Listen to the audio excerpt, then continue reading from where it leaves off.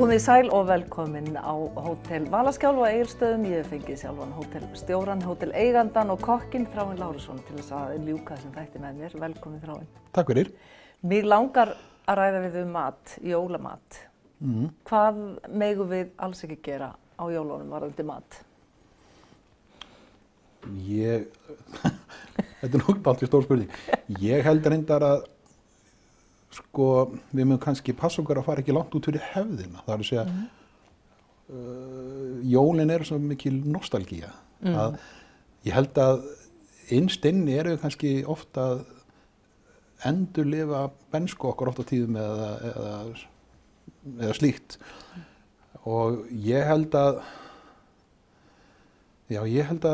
þetta sé kannski málið og sérstaklega ef við börn, ég tekið til því, að börn vilja halda lengi hefðirnar sem voru, þannig að það er ekkert voðalega vel séð að vera að breyta mikið út á vananum, það getur oft farið illa í og ungt fólk kannski, já, það getur gert það. Svo kannski erum við bara börn fram eftir öllu. Já, ég meina þetta er náttúrulega snýst það og þetta er náttúrulega, eins og ég sagði það, þetta er náttúrulega kannski hátíð nostalgíuna líka, við erum að upplifa og kannski að reyna að ná einhvern tengslu við bernsku okkar líka og ég man bara eins og á mínu æsku heimili að það var jólaskrautið var hengt alltaf upp á sama stað og þetta varð að vera þarna og þetta var alltaf svona. Og ég held að þetta séð vegna þess að þetta kveikir í okkur jólastemninguna. Í hvað hefðir heldur þú sem þú vilt alls ekki breyta? Ég er kannski pínlítið öðru þetta var þar að lengi vel var það hjá mér að ég hélt í þetta, mína bernsku, matinn og slíkt. En síðan, ég bjó náttúrulega svo mörg ár erlendis og það var oft erfitt að gera það. Þannig að ég vandist eiginlega pínlítið inn á það að hafa þetta bara svona, bara það sem í það skipti. Og ég man nú að einhvern veginn var ungur sonur minn hjá mér yfir jólin og svo þegar hann var komin heim til sín eftir jólana spurði mammans hvernig þetta hefði verið. Við fengum strút aðfangadag. Þannig að... Hvar varstu þá? Hérna reyndar. Já. En meðan ég bjó erlendis þá, þetta var að ég ólst upp í Hamborgarík, alltaf. Já.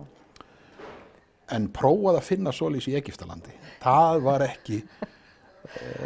það tók mér langan tíma og loksins þegar ég fann eitthvað þá þetta líktist nú frekar baconi heldur en Hamborgarhrygg.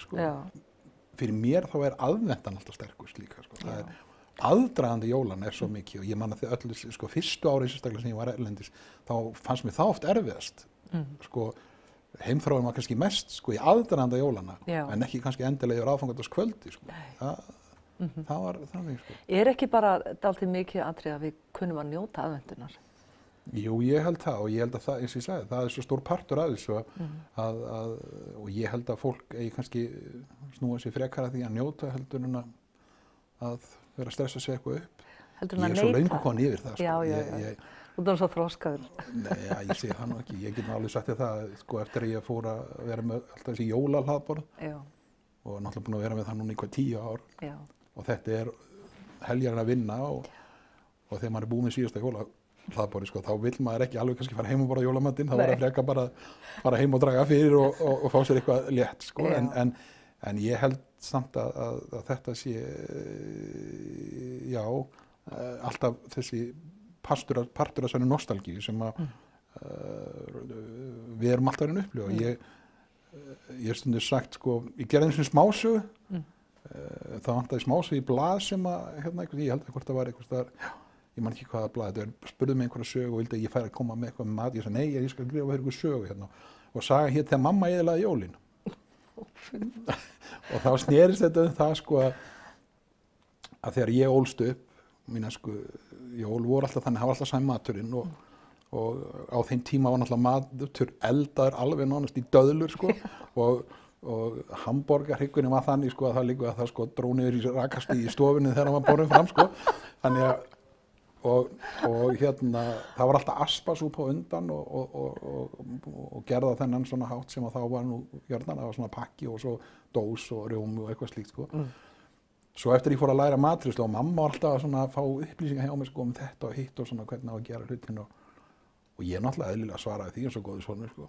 Svo einhvern tíðan kem ég og þá ég fluttur heiman en kom þarna jólin og hérna, ég bara alltaf ekki að meika að ég kom inn, þá var bara engin lykt og allt önnur lykt og þetta var bara allt svona eitthvað öðruvísi og þá var náttúrulega mamma gæla hann að sko elda samkvæmt mínum ráðum og maturinn var náttúrulega allt annar en þetta fannst mér alveg skelfilegt, sko, það vantaði og ég hef oft sagt alltaf eins og með hérna rjúpurnar, sko, að ég smakkaði svona jólamat í rjúpur fyrst skilja 25 ára og ég var fyrir því líka vonbrigðum, sko, mér fannst þetta ekki vera mannamatur, sko, gauðþurrt og margsoðið og stór undarlegur matur, sko. Þannig að það er ekki rjúpur á þínu borði? Nei, ég held að þetta sé þannig að auðvitað sköp okkur alltaf hefð og við höldum í hana og ef við breytum að breyta lítið.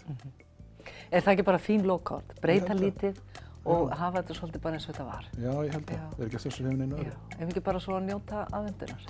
Ég ætla að gera það. Já, ég líka. Og þetta er fín lokaorð og við kveðjum ykkur hérna frá Egilsstöðum, þökkum ykkur fyrir áhorfið og hafa það sem allra best.